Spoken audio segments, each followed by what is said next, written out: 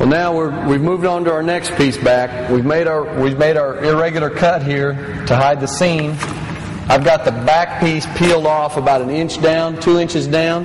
Got it folded over, and basically I'm going to tack it up here, line it up with that other piece, pull it across here and line it up, push it down with your fingertips, and you're ready to go.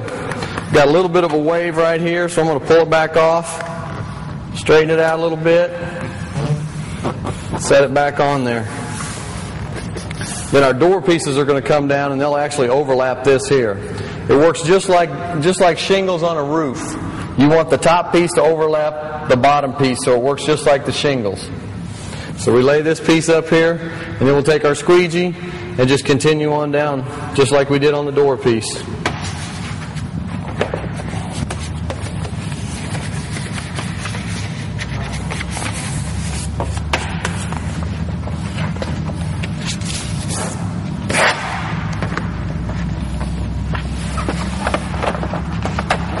Pull your backing down a little bit, and you can just continue on down the truck.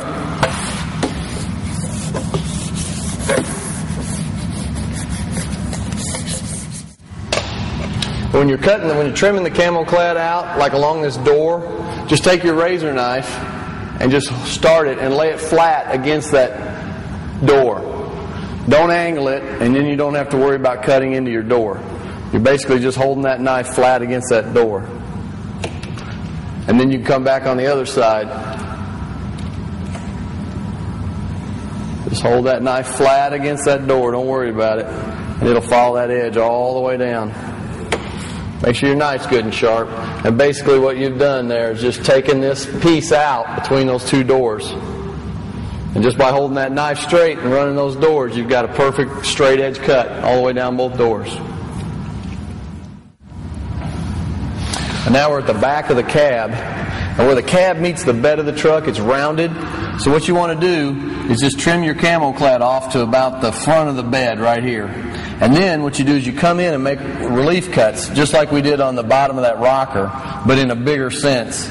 So here where this curve creates, it creates a round curve here. We're going to make cuts about every 2 to 3 inches. And then you start towards the bottom and work your way up. And you just roll these fingers over. You can do a lot of this with your hand and just wrap those around like so, and then come up to the next one and wrap it around, and just keep working your way up the truck, cutting your relief cuts. Now if your relief cuts are too far apart and you start to get a wrinkle in your vinyl, then you basically just come back and just add a cut to your inside here, so make them half the distance. So these are about 2 inches apart, and as we're wrapping them around, they'll just conform with the curve of this truck cab. When we get up here, we've got a little bit more of a curve to work with. We may have to add a little bit more of a relief cut on this last one. Right here, I'm going to cut that one in half again because the curve is going this way and it's curving that way. So I'm going to shorten this relief cut up. And you can kind of see where the material is starting to pucker up, and that kind of tells you where your relief cut needs to be. You just want the material to lay flat. And as you begin to push it down, if it wants to wrinkle up on you, then go back and make another cut and add some you'll add some flexibility to the material. And you can see how it just conforms and curves right around that truck cab. And that's basically how you create that curve effect without getting any wrinkles in the material. On the inside of these relief cuts, where this indentation is in the body, when you make that cut, it's going to actually open up instead of overlapping like these do, and you're going to be able to see the truck color here. And what I recommend you do is you just fold that back and come in here and just place yourself a piece that'll definitely take up that little wedge shape that's going to be missing out of there. So as you do that, it's going to fill in that hole so you don't see the color of the truck right there. And if your truck doesn't have that indentation in the body, you won't get that opening in the relief cuts. But if it does, then you're going to end up with a pie-shaped piece that you'll have to fill in. I want to show you something here. We've just taken this piece of Camoclad off the back of the cab here. But what I want to show you, a lot of times what I show in different shows and things, just how easy this is to work with. You can take a piece of Camoclad and lay it on your truck and smash it down and have all kinds of wrinkles in it.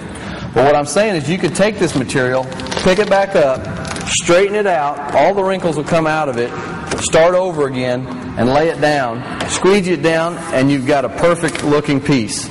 So the workability with this Camoclad is the key. You can turn around and lay it right back down after all those wrinkles, and it'll be just perfect. So when you're working with Camoclad, don't be afraid of it. I mean, as you put it down, you can pick it back up again as many times as you want. If you get it wrinkled, you get it stuck to itself, you just pull it apart and just start over again. Now, as we're working our way down the back of the truck by the tailgate, we're going to basically come down into that indentation on the body line again. And basically what you need to do here is just make some relief cuts so that you can tuck that material down right underneath the edge of that fender flare. So by pulling that material loose from the fender flare, you're then able to tuck that material right in against that plastic fender flare. And then you can come in with your knife and just follow that edge all the way around and just pull those pieces off. And it'll just fit in there just perfect. So just by cutting away the excess off of the fender flare, you can allow yourself a lot easier access to putting the vinyl right up against that edge. So if you've got a big piece of vinyl stuck to your fender flare here, go ahead and take a pair of scissors and just take that away and just leave yourself a small edge here that you can work with. And then as you go down the side of the truck, you can just tuck it right in against that fender well there. And then you'll have an easier time at trimming all that off. And just following that line right down the side of the truck. You can just pull that right off, come back with your squeegee, and you're done. Just like so.